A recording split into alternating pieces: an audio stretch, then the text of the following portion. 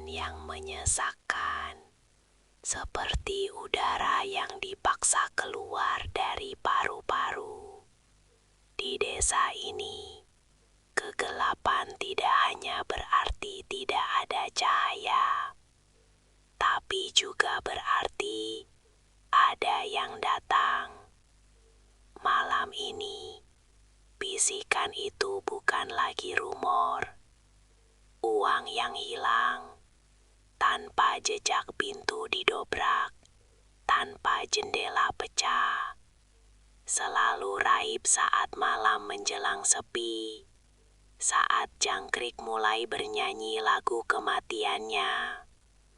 Mereka bilang, babi ngepet.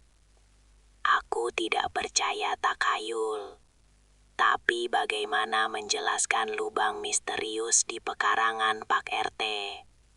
Lubang yang muncul dan hilang seolah ditelan bumi. Kami duduk di sini, di balai desa tua, menunggu. Jam dinding berdetak sangat lambat. Suaranya seperti palu yang memukul-mukul tengkorak. Dingin.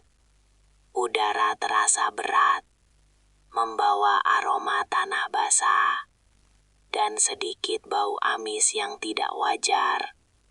Fokuskan pendengaranmu, dengar baik-baik. Itu bukan angin biasa. Nada semakin merayap dan iri. Rumah Pak RT adalah targetnya malam ini. Letaknya paling ujung, paling dekat dengan semak belukar dan sawah yang lembab.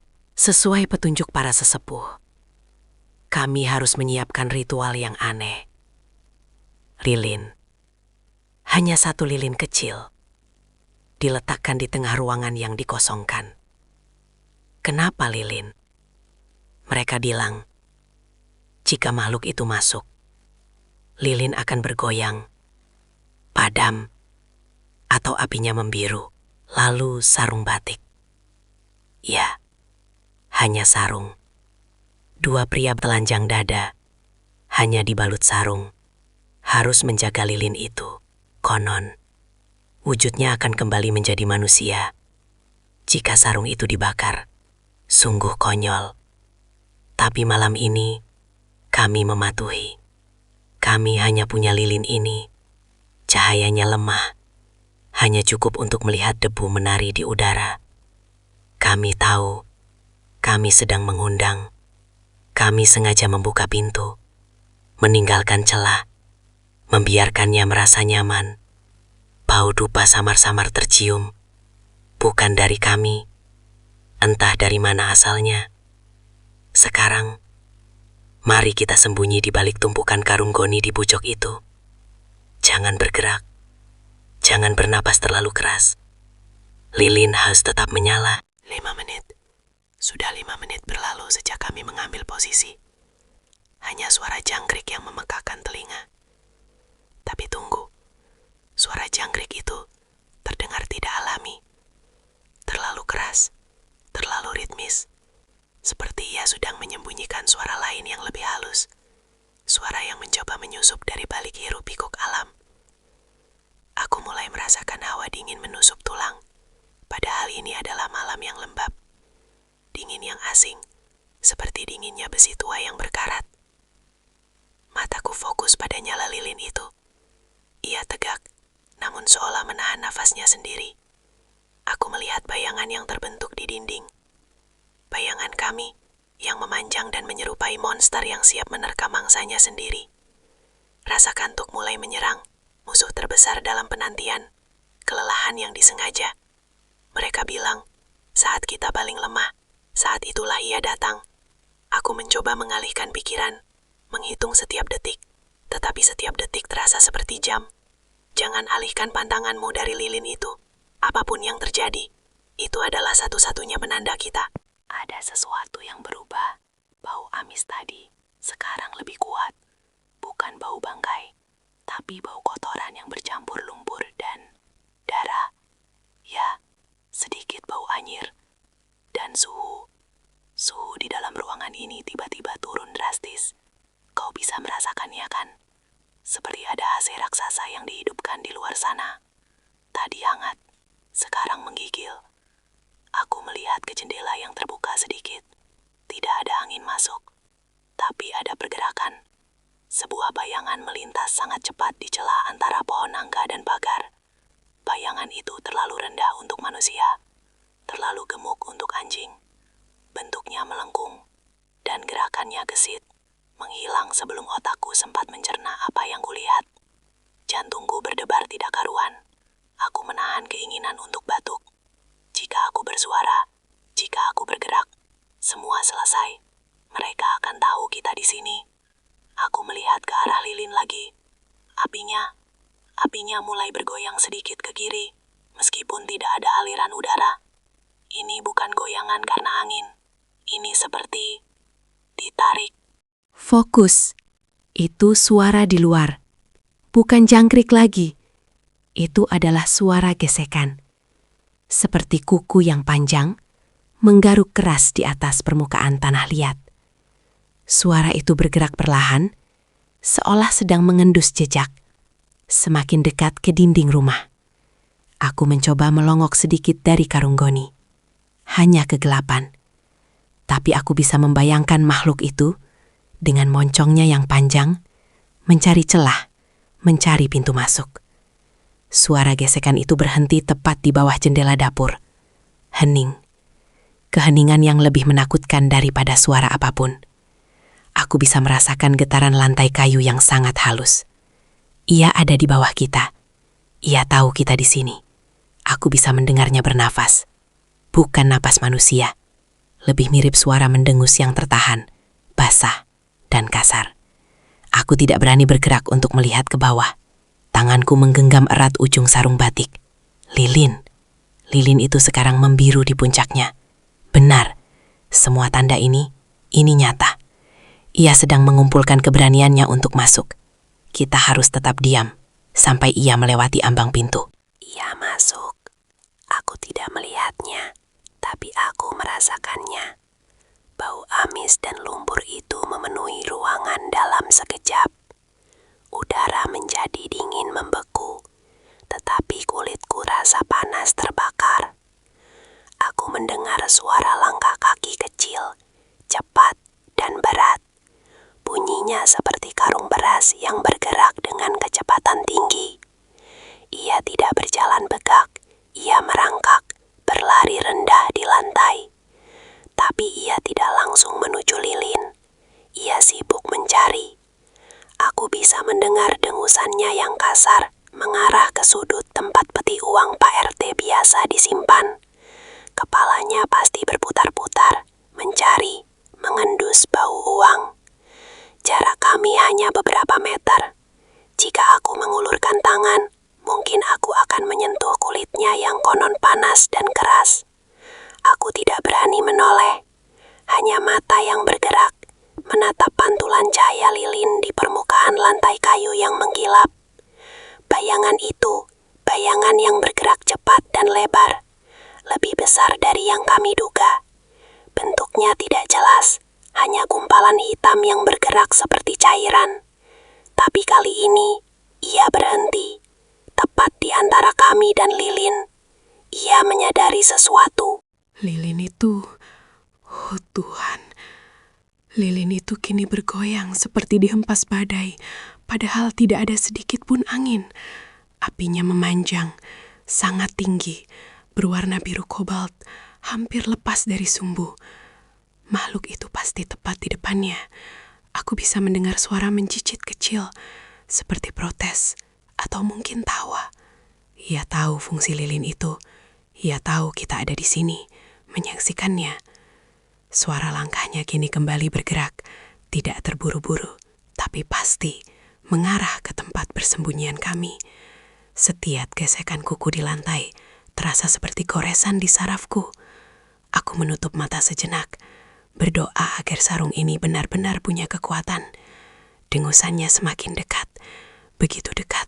Aku bisa merasakan uap panas dari napasnya yang busuk menembus celah karung goni. Ini adalah momen kritis. Kami harus menunggu sampai ia berbalik. Atau tidak, Kami tidak bisa melawan. Mereka bilang, jika kau melihat matanya, kau akan kehilangan akal. Kita hanya perlu melindungi lilin dan sarung. Jangan bergerak, meskipun ia menyentuh karung ini. Tahan napas. Tahan. Ia mengendus-endus karung goni. Aku bisa merasakan tekanan pada serat kasar di punggungku. Kemudian, suara menggaruk yang cepat, seolah ingin merobek penghalang ini. Aku memejamkan mata, memohon agar ia mengira ini hanyalah tumpukan barang rongsokan. Tiba-tiba, ia menjauh. Langkah kaki itu berbalik dengan cepat, kembali menuju lilin. Mungkin ia berpikir, jika lilin itu padam, ia aman. Ini kesempatan kami. Sedetik kemudian, sebuah teriakan terpendam. Bukan teriakan kami, tapi suara jeritan binatang yang tertahan. Ia pasti tersentuh oleh sarung batik itu. Ya, kami sengaja meletakkan ujung sarung itu agak mencuat. Efeknya luar biasa. Tubuhnya memantul ke belakang, menabrak dinding kayu dengan bunyi gedebuk yang keras. Lilin itu bergoyang hebat, hampir padam. Tapi ia berhasil tegak kembali. Ia marah. Aku bisa mendengar suara dengusannya berubah menjadi geraman rendah, penuh amarah. Bentuknya kini jauh lebih jelas, tampak seperti anak babi yang sangat besar, kulitnya hitam dan mengkilap, dengan mata merah menyala yang menakutkan. Jangan biarkan ia menyentuh sarung itu lagi. Kita harus bertindak cepat. Aku tahu rencananya. Ia akan memadamkan lilin, lalu kembali mencari mangsa. Tubuhnya sekarang bergerak liar di sekitar lilin, memutar-mutar, menciptakan pusaran udara yang kuat. Aku harus mengalihkan perhatiannya. Perlahan, sangat perlahan, aku mendorong sebuah kaleng bekas kopi di dekat kakiku. Kaleng itu menggelinding, kelontang. Suara kecil itu memecah keheningan yang mencekam. Makhluk itu langsung menoleh. Matanya yang merah itu kini fokus sepenuhnya padaku, menembus karung goni. Aku bisa merasakan hawa panas yang dipancarkannya. Ia tahu aku yang melakukannya. Ia tidak lagi peduli dengan uang. Ia kini ingin menyerang kami. Langkah kakinya berat, seperti kuda-kuda siap menerjang. Seluruh tubuhku kaku. Sarung ini adalah satu-satunya harapan. Aku mengangkat sarung itu sedikit, seolah menawarkannya. Makhluk itu ragu-ragu. Ia menggeram, menunjukkan deretan gigi kecil namun tajam. Ini adalah permainan pikiran yang mengerikan, di mana taruhannya adalah nyawa. Ia menerjang, bukan ke arah sarung, tapi ke sampingku, mencoba mengelilingi karung goni. Aku menjerit tertahan, menahan diri agar tidak bergerak. Tiba-tiba, lilin itu padam, bukan ditiup, tapi seolah disedot. Kegelapan total, kegelapan yang mematikan, menelan segalanya, bahkan suara. Aku mendengar suara gemericik, lalu napas berat tepat di telingaku. Aku merasakannya menyentuh bahuku yang telanjang. Kulitnya kasar, berbulu, dan sangat panas. Panas yang membakar. Aku menutup mata, menunggu gigitan atau cakarannya. Tapi kemudian, ia menghilang. Tidak ada suara, tidak ada bau, tidak ada sentuhan. Hanya kekosongan yang dingin. Aku membuka mata perlahan. Mataku tidak bisa beradaptasi dengan cepat. Aku meraba-raba mencari korek api, mencari sumber cahaya. Di saat aku menyalakannya, aku melihat sesuatu. Jejak. 3 jejak kaki kecil, berbulu, basah, menuju ke ambang pintu. Tapi di mana uangnya? Lalu aku sadar, ia tidak datang untuk uang. Ia datang untuk membalas dendam, karena kami telah mengganggunya, dan ia sudah mendapatkannya. Pagi datang dengan membawa kelegaan yang hampa. Kami menemukan sarung itu tergeletak di tengah ruangan. Tidak terbakar, tapi basah oleh lendir yang menjijikan. Lilin itu utuh, sumbunya patah. Kami memeriksa seluruh rumah Pak RT. Tidak ada pintu rusak, tidak ada jendela pecah. Dan uang itu masih di tempatnya. Sepeser pun tidak ada yang hilang. Tapi apa yang kami lihat? Apa yang kami hadapi tadi malam? Ia tidak mencuri uang. Ia mencuri sesuatu yang jauh lebih berharga. Ketenangan kami, kepercayaan kami pada realitas. Kami sudah menjadi sasaran. Kami sudah ditandai. Bahkan sekarang, di siang hari yang terang, bau amis itu masih melekat di ujung hidungku. Aku menatap keluar jendela, ke arah semak belukar yang bergerak-gerak. Mungkin hanya angin. Mungkin. Tapi ketakutan yang kami rasakan tadi malam, itu nyata. Itu akan selamanya tinggal di sini. Di setiap sudut rumah ini. Di setiap bayangan yang dibentuk oleh sinar matahari pagi. Kami berhasil menggagalkannya, tapi dengan harga yang mahal. Kami tahu, ia akan kembali. Dan saat ia kembali, kami tidak akan punya lilin itu lagi. Misteri ini tidak akan pernah terpecahkan. Keberanian kami hanya sementara. Kejahatan yang bersembunyi di balik kegelapan itu jauh lebih cerdas dari yang kita duga. Mereka bilang, babi ngepet hanya tertarik pada harta. Tapi aku tahu, ada kejahatan yang menikmati ketakutan kita. Ia menikmati energi kepanikan kita. Ia tidak mencuri rupiah. Ia mencuri jiwa. Kami hanya bisa menceritakan kisah ini. Memberitahu kalian semua apa yang terjadi di rumah Pak RT. Di mana kegelapan datang berkunjung dan meninggalkan jejak kengerian. Jika kalian merasa ada sesuatu yang mengawasi dari balik kegelapan saat kalian mendengarkan cerita ini, jangan pernah lari. Jangan pernah tunjukkan rasa takutmu. Dan ingat pesan pentingku ini. Jangan matikan lilinnya. Dan jika kalian ingin tahu kelanjutan kisah ini, pastikan untuk menekan tombol subscribe. Sampai jumpa di kegelapan berikutnya.